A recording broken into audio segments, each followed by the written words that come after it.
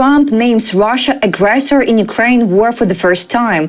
China warns it will hit back if NATO countries slap tariffs on Russian oil. And how Europe talks but doesn't act on Russia sanctions.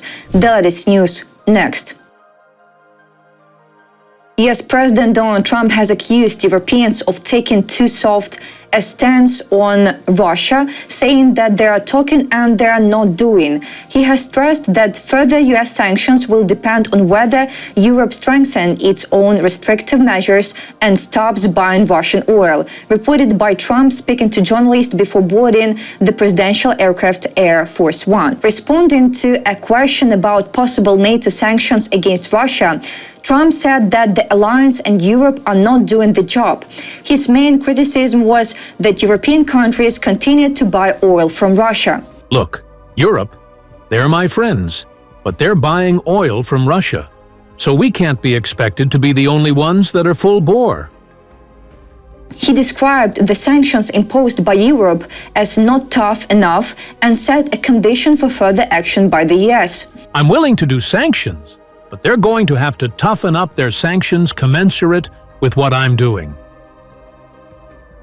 Clarifying his position, Trump confirmed that he expected synchronized or even preemptive actions from European partners. Well, I'm ready to move ahead, but they have to. I think they will, but right now they're talking and they're not doing. He made it clear that the agreement with Europeans was for a complete halt to purchases of Russian goods. The deal is, whether it's natural gas or whether it's cigarettes, I don't care, they, Europeans, are not supposed to be buying from Russia.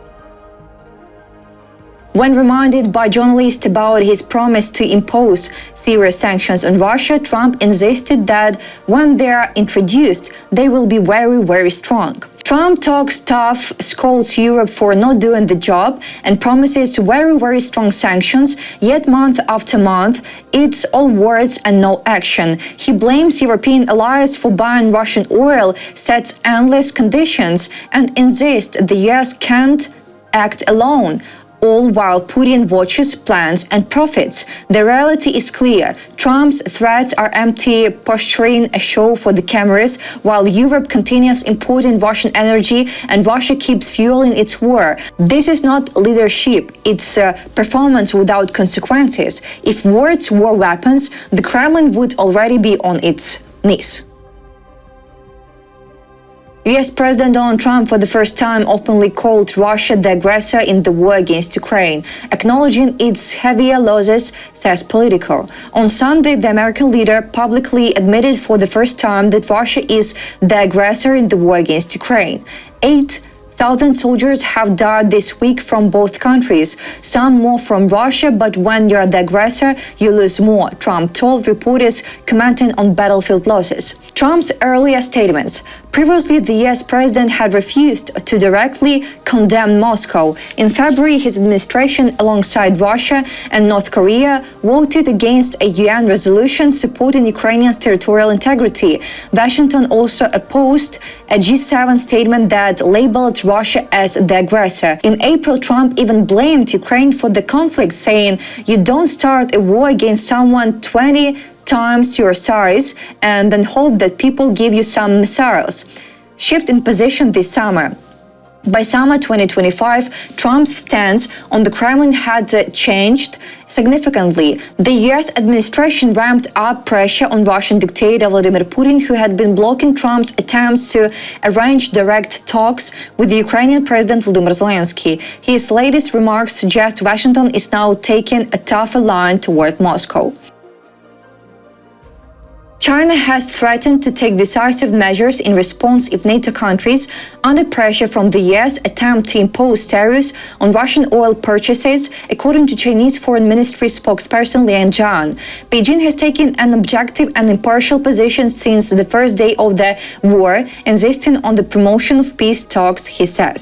We firmly oppose certain parties directing the issue at China, and we firmly oppose the imposition of unlawful unilateral sanctions and long-arm jurisdiction on China.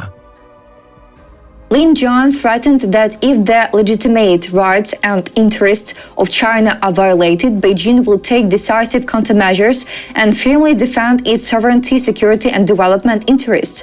The administration of US President Donald Trump does not rule out the imposition of secondary sanctions against Russia in the form of 100% tariffs for India, China, and Turkey to force these countries to stop buying Russian oil and persuade Russian dictator Vladimir Putin to end the war with Ukraine. Meanwhile, Trump is in no hurry to impose new restrictions on China, citing the active phase of trade negotiations between the countries.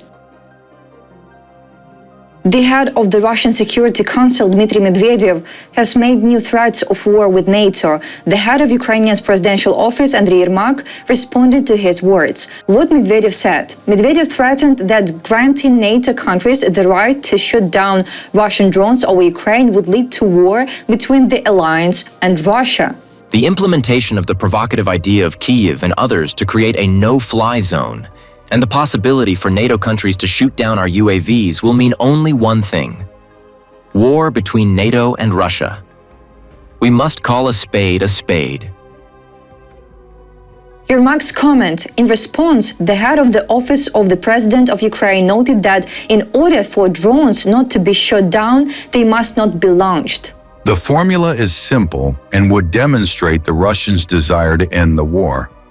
Instead, we see only a desire to attack and avoid responsibility. Ukraine responds to such behavior with strikes on the Russian pain points.